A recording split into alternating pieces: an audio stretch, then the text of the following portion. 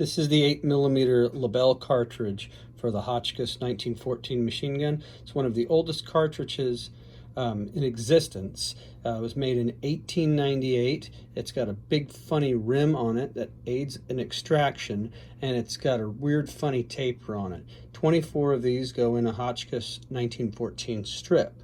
This is a remake of an original strip loader for the Hotchkiss. This is something that the guys would have actually done in the field or back at the barracks before they go into battle. Your tray sets just like that.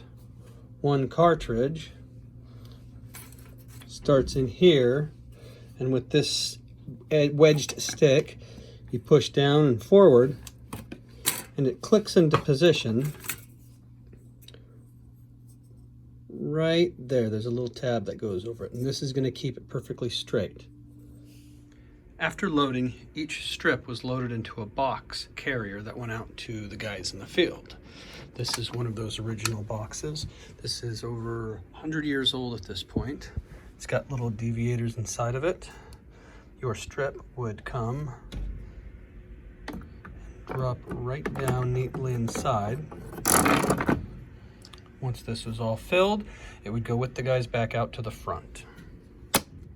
The Vickers belt has a machine as well, but I do not have it. So what we do is we're going to take a single round, push it in until the tip of the bullet lines up with the guides. This is something that was done with a machine, generally not in the field, but sometimes, you know, there was some poor guy that had to get it done and had to use it.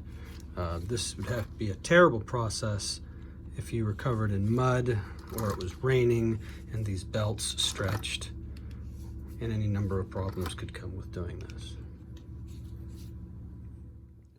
This is the belt box for the British Vickers machine guns for 303.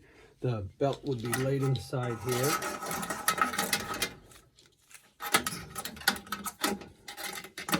Folded back and forth.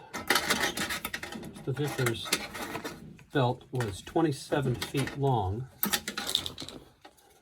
often very heavy. Had to be stuffed in here, especially when it was closed.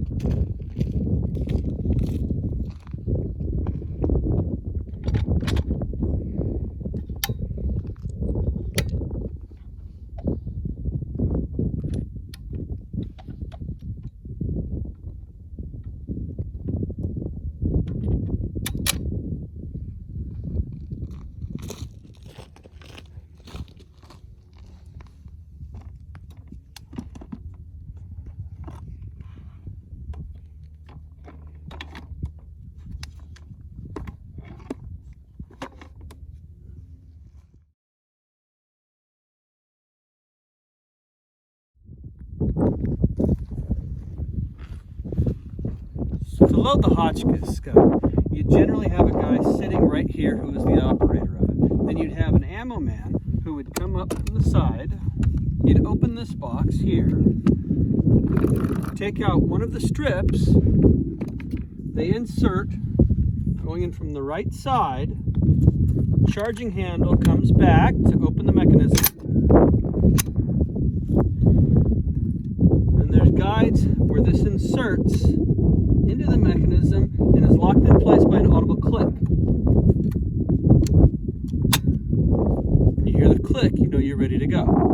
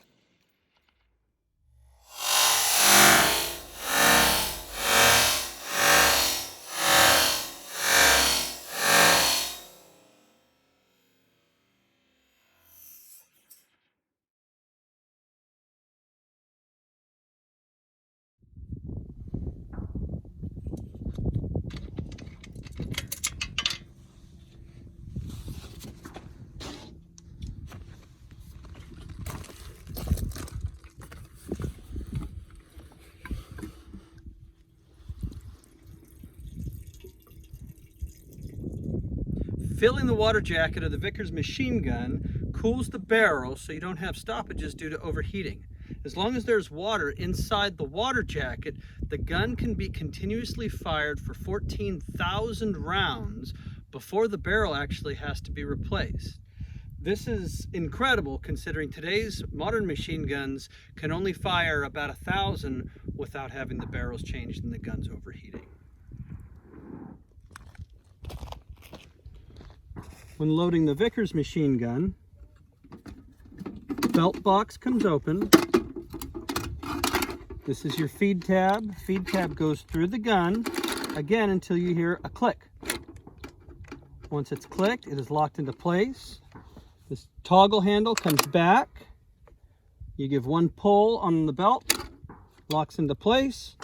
Let it go, it grabs the cartridge out of the belt, pulls the cartridge out of the belt. Pull your belt again so it can pick up the next round, and when you let the charging handle fall forward, it's going to load the cartridge and the gun is ready to be fired. To fire this gun, you've got a spade grip. Both of your hands wrap around each side. The trigger is depressed here and is blocked by a blocking bar. In order to fire, your fingers come underneath, lifting up the blocking bar. Thumbs push forward to fire the gun.